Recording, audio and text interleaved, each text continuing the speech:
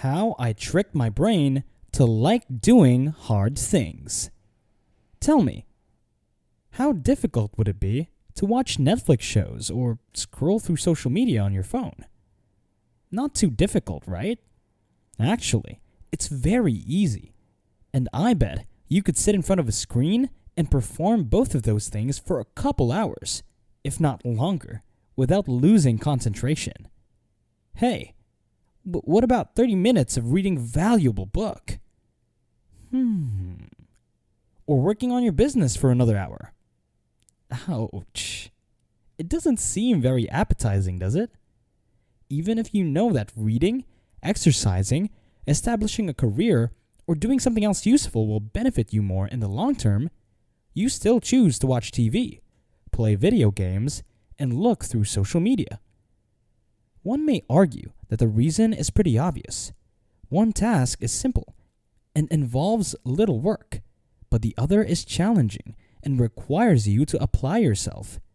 However, other people appear to have no issues learning, exercising, or working on side projects on a regular basis. This prompts the question, why are some people more driven to take on difficult tasks than others? And is it possible to make accomplishing tough tasks simple? To address this topic, we must look at a brain molecule called dopamine. Dopamine is frequently referred to as a pleasure chemical, but that isn't exactly what it does. Dopamine is responsible for our desire for things, and it is that desire that drives us to get up and accomplish things. If you're not convinced how powerful dopamine is, I'll give you an experiment that neuroscientists did on rats. Electrodes were implanted in the brains of rats. Whenever the rat pulled a lever, the researchers stimulated the rat's reward system in the brain. As a result, the rats acquired a strong desire to pull the lever over and over for hours. The rats would refuse to eat or sleep at all. They just keep pushing the lever until they passed out from tiredness.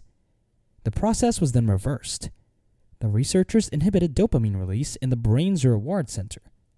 As a result, rats got so drowsy that even standing up to drink water was exhausting. They refused to eat. They were unwilling to mate. They had no desire for anything. You might say the rats had lost their desire to survive. The rats, on the other hand, would consume and appreciate the meal if it was placed directly in their mouths. They simply lacked the desire to get up and do it for themselves. You'd assume that thirst or hunger would drive us to seek food or water. However, dopamine also plays an important function here. Those rat tests might have been extreme cases. However, dopamine has comparable effects in people and in our daily lives. In fact, your brain sets priorities based on how much dopamine you expect to receive. You won't be motivated to do an activity if it produces insufficient dopamine. However, if an activity produces a lot of dopamine, you'll be encouraged to perform it again and again.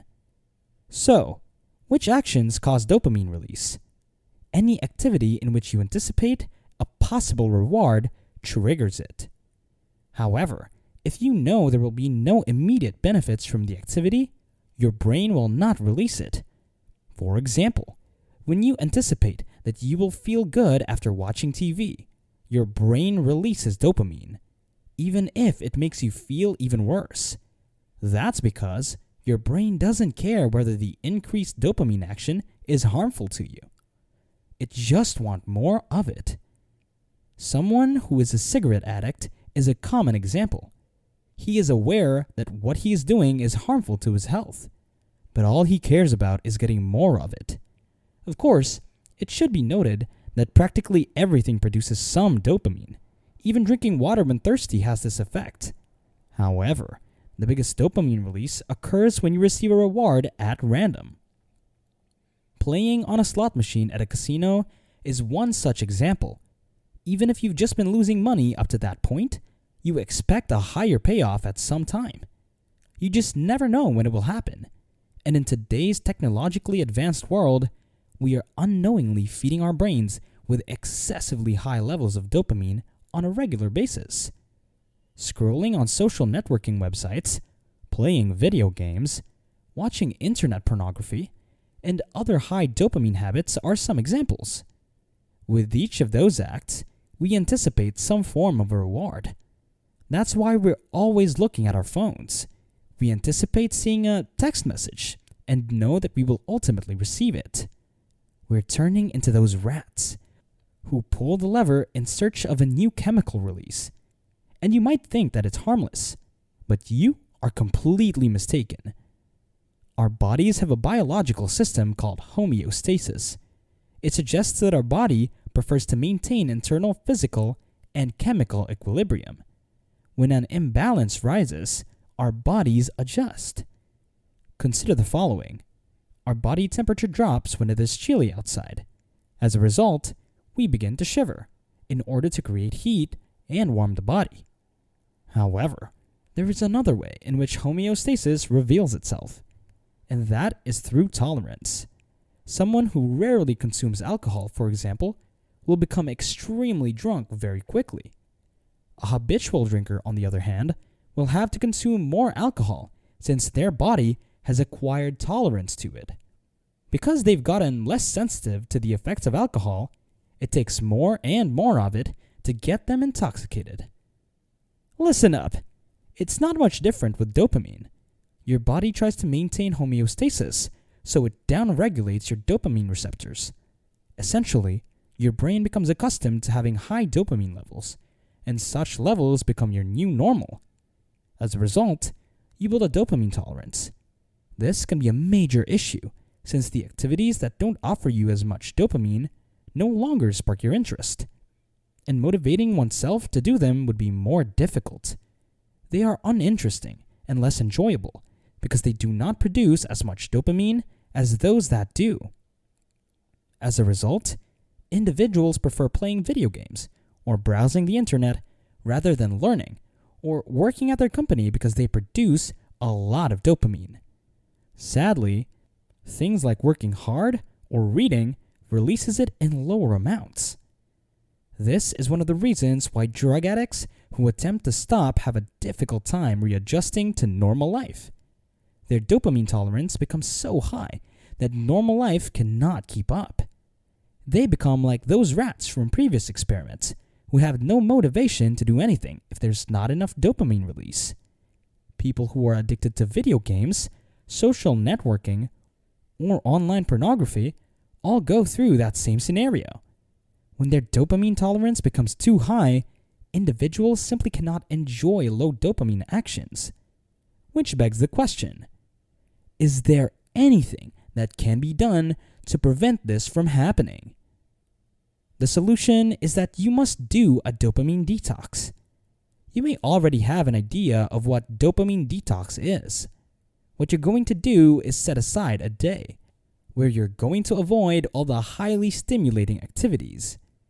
You're going to quit flooding your brain with dopamine and instead let your dopamine receptors to recover. You will aim to have as little fun as possible for one entire day. You will not be utilizing the internet or any other technology such as your phone or computer. You are not permitted to listen to music, masturbate, or consume any junk food. Basically, you're going to enjoy your boredom. However, you are permitted to do the following. Take a stroll, meditate, and spend some time alone with your thoughts.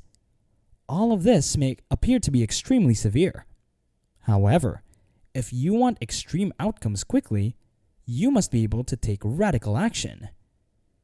You might be wondering why this would even work. So what the dopamine detox accomplishes?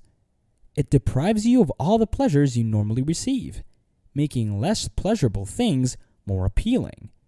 Simply told, dopamine detox works because you get so bored that dull things become more exciting.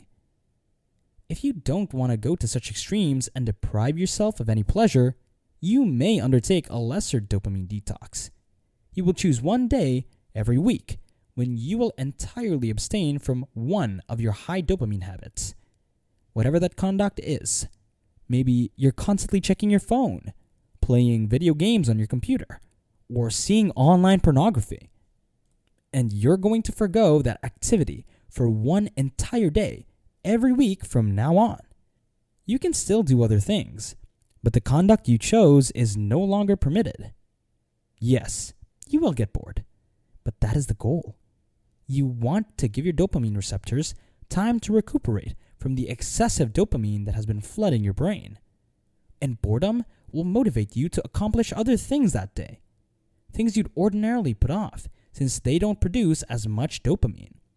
And since you're bored, you're more likely to complete them. Of course, avoiding high dopamine behavior once in a while is good, but ideally, you should avoid those behaviors altogether, or at least as much as possible. Instead, you want to direct more dopamine toward activities that will benefit you. And I discovered that your current high dopamine activities might serve as a motivation to pursue things that will provide you with long-term rewards. In other words, you might use your high dopamine activity to motivate yourself to do challenging tasks. And this is just what I do. I keep note of all the challenging, low dopamine tasks I do. Cleaning my home, playing the piano, and so on. After I'm able to get a certain amount of work done, I reward myself with some amount of high dopamine activity at the end of the day. If I indulge in high dopamine activity first, then I won't feel like completing a low dopamine task, since I will not be motivated enough. So I always begin with the most difficult tasks, and only then do I allow myself to engage in high dopamine activities. To illustrate, for every hour of low dopamine work performed, I reward myself with 20 minutes of high dopamine activity at the end of the day. That is, for every 8 hours of low dopamine, I allow myself around 2 hours of high dopamine activity. It should also be highlighted that if you are addicted to anything that is harmful to your health, you should not use that activity as a reward. Find a different reward that is less harmful, one that you still believe is worthwhile. It is attainable to make tough tasks appear simpler, but if your brain is constantly receiving dopamine, you won't be as thrilled about working on something that doesn't produce much of it. That is why you should minimize your phone and internet usage, as well as other dopamine-releasing activities. So, if you're struggling with motivation, start dopamine detoxifying your brain as soon as possible.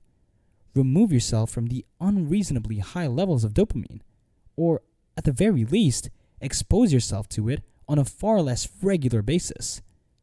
Only then will low dopamine tasks become interesting again, and you will be able to undertake them for longer periods of time. To some extent, we are all dopamine addicts, and that's a wonderful thing because dopamine encourages us to attain our objectives. But it's up to you to pick where you'll receive your dopamine. Will you acquire it from things that don't help you? Or will you obtain it through working on your long-term goals? Make your decision. If you enjoyed this video, I would really appreciate it if you would gently tap the like and subscribe button. This way, we can reach more individuals by watching our helpful content. That concludes our video. Stay updated for the next one. Thanks, and bye.